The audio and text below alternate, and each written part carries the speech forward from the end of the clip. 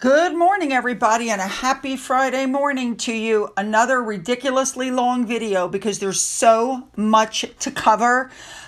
We have another royal scandal that literally mimics Harry and Meghan's issue. I've got everything for you. You know me, I brought my receipts. So let's just jump in and get busy, shall we? Let's go. We are starting off with the Princess Royal, Princess Anne, who, as Colonel of the Blues and Royals, attended the laying up of Queen Elizabeth's sovereign standards of the Life Guards and the Blues and Royals at Salisbury Cathedral. This happened a day or two ago. Next up, we have Prince Edward, who on September 16th visited the 6-mile Okapa community in New Guinea. His visit there has now ended, and he's jetted off to, I believe, Japan, and we'll be covering that as the pictures come in. Moving on, next up, we have Melania and her husband, and they were leaving the White House en route to the United Kingdom. She was looking sharp. Like Trump or not like Trump, this woman is a style icon. Now, I have to be honest, they landed in the UK, and I was a little surprised. There's no red carpet. Their prime minister wasn't there to greet them. I wasn't sure what was going on, but I don't know who that is talking to them, but I thought the welcome when they landed was a little that's just me. Now, maybe I'm wrong, but isn't that the usual protocol when they have a state visit of a president? Anyway, President Trump and Melania were then welcomed to Winfield House by the U.S. ambassador to the UK, Warren Stevens, and his wife.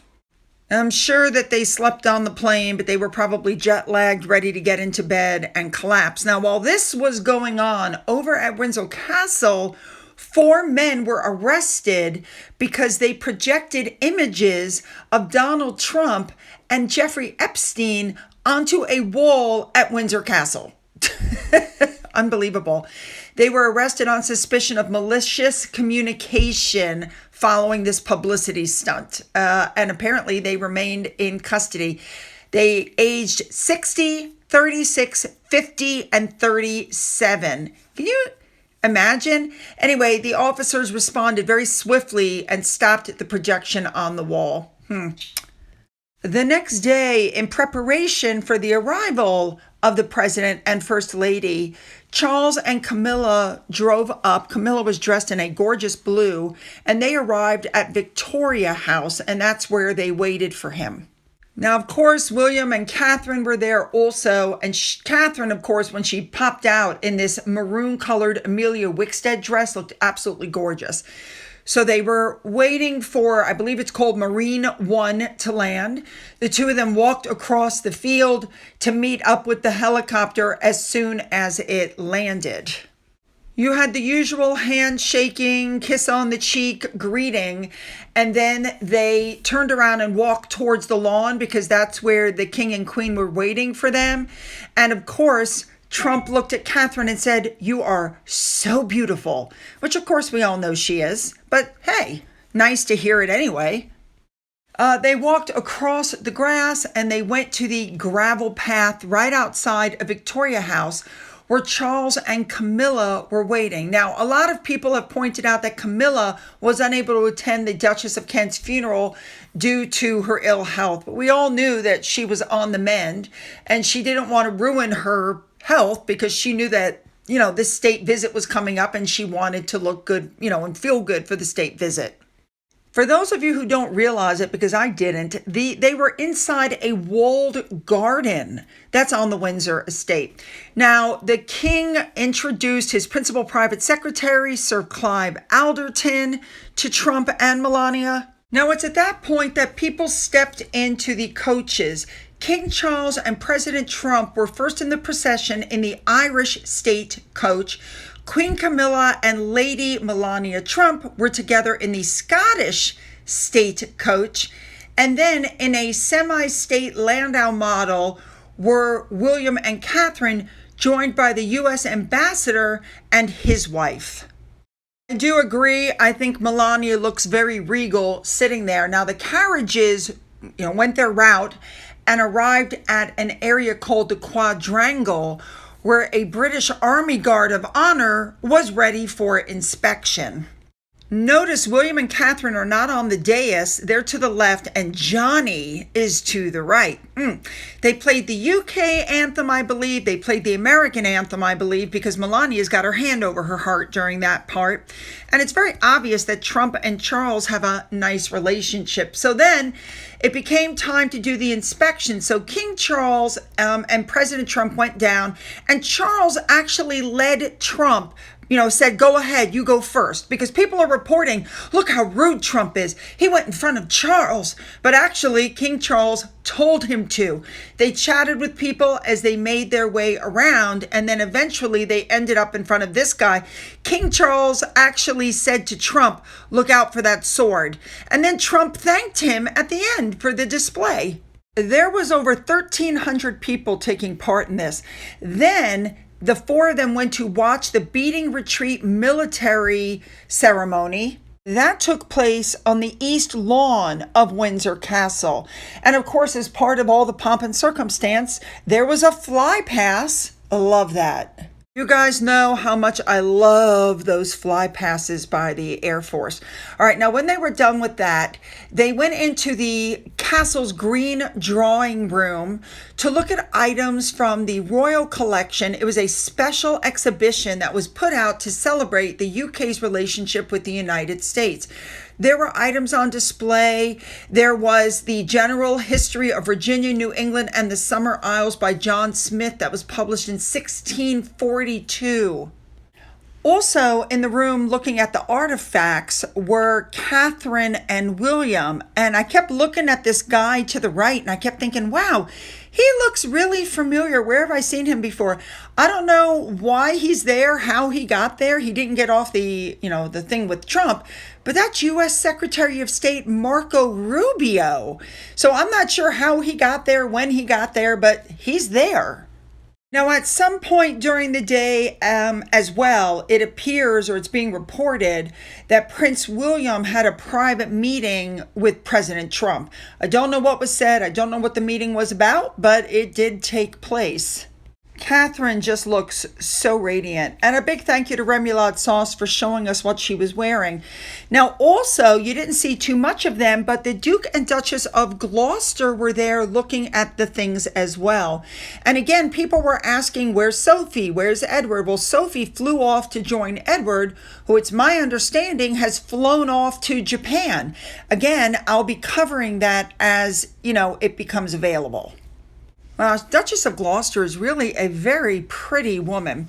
Now, when they were done with that, next on the agenda was Trump and Melania were taken for a tour of St. George's Chapel. And one of the first things they did was they privately laid a wreath for Queen Elizabeth. Of course, they've met her, and Trump has had nothing but wonderful things to say about the Queen, what a wonderful woman she was.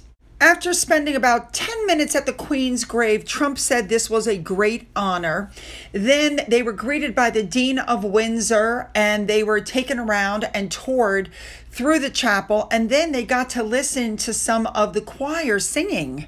Now, the choir that sang, just as an FYI, sang the first movement from Vivaldi's Gloria before they returned to Windsor Castle. Of course, after the tour of the chapel. I myself have been in that chapel when we went to the UK, and it is really a sight to behold. If there's any chance of any of you going to look, I recommend it. Now let's move on to the evening. We knew there was going to be a state banquet. Now this is a major thing because it's not very often, it's historic, that a president is called back for two separate state visits. So this is a first, I believe. Anyway, the visit started, and here comes Catherine in this lace gown and the lover's knot tiara, which we know was a favorite of Princess Diana. She looked absolutely gorgeous. Melania's dress I also liked, although I got to be honest, I wasn't a big fan of the belt. I felt she could have done without the belt. I mean, she looked timeless anyway. But oh my goodness, Catherine, she is just, she's wearing, basically it's a strapless dress with like a lace overcoat is the only way I know to say it. She looked just beyond gorgeous.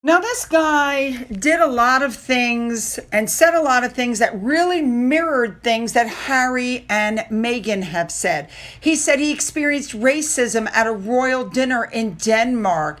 And he said that the king and queen were not supportive of his relationship with their daughter. He said there would be racial slurs and the family would do nothing to help him and would look at him like he was crazy when he said there was racism. He said, it was only after Harry and Meghan went into the press with Oprah did I get a message from the king saying, do you feel we treated you the same way? And when I said yes, they were like, okay, we need to have a family discussion. And of course, my family was like, they don't want to have a discussion because they don't want to treat you that way. They want to have a family discussion because they're afraid you might be the next one on Oprah. So it's just like with Harry and Meghan, the Norwegian royal family sat down with him, welcomed him in, and his response was to do a Netflix docuseries and say horrible things about them on Netflix. I mean, this guy did a lot of complaining about the royal family. He even complained that the royal family didn't go out in public and say nice things about him, therefore the public felt he was just being tolerated. So you have to know that if you've watched any of my previous videos about this couple, they were allowed to get married, but they made promises to the palace, just like Harry and Meghan did in the Sandringham agreement. There were promises made, agreements come to, and Harry and Meghan threw their agreement out the window, and it would seem that these two also did the exact same thing, because this guy takes a jab at royal protocol, claimed he was bored at royal events because the conversations were flat, and fundamentally he disagreed with the Norwegian way of life. He said that Martha's parents hated his clothes when he first showed up. What was he wearing again? Kimonos and cowboy boots. Now, don't forget that this guy, Gettr, who has been perceived as a con artist, he demanded a royal wedding because, after all, I'm going to be a royal, he said. And the reason they said he was a con artist is because he was selling medallions that he said could cure COVID. Okay, so here's what happened. The monarchy allowed Princess Martha Louise to retain her royal title, and her father reiterated that she would not be allowed to use it in future commercial partnerships with Gettr. In other words, the same thing that Harry and Meghan were told. You cannot use your titles for royal gain. Now, last year, before the wedding, he was accused of assaulting one of his people that he was working with during one of his spiritual sessions. And of course, he also admitted later on that he had performed oral sex on one of his male clients after their session and helped a woman clean her vagina after she had had violent sex with her partner. Now, these two were told that they could not use their titles for royal gain. They sold the rights to their show to Hello Magazine to finance the wedding. So Hello Magazine paid for the whole wedding. So as soon as this film became available on Netflix on Tuesday, the Royal House of Norway responded. They didn't pull what Harry and Meghan's relatives in the UK pulled. They decided they were going to speak out. And they said that their participation in the production is a breach of the agreement they made with the Royal House.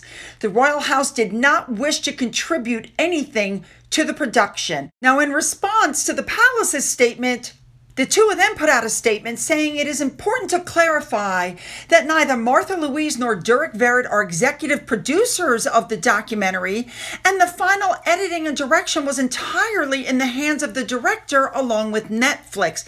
And the film reflects the director's story told from her perspective. Just a reminder, that's exactly what Harry and Meghan said, that it may not be the way we want it, but, it was nice to trust someone with the work. So they finished up the statement saying, we recognize the seriousness of the situation and the importance of maintaining the integrity of the agreement going forward. And in retrospect, there are undoubtedly things we wish we would have handled differently.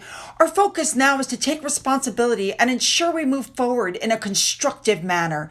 And because of this, we cannot answer the press questions here, as even doing so could in itself be considered a breach of the agreement. Now, while they're apologizing, they're also saying that the director's approach was to share their love story, and they were grateful to have the opportunity to work with her and to work with Netflix and blah, blah, blah. Yeah, 85% of people in Norway want her stripped of her princess title, and that very well may be what happens now.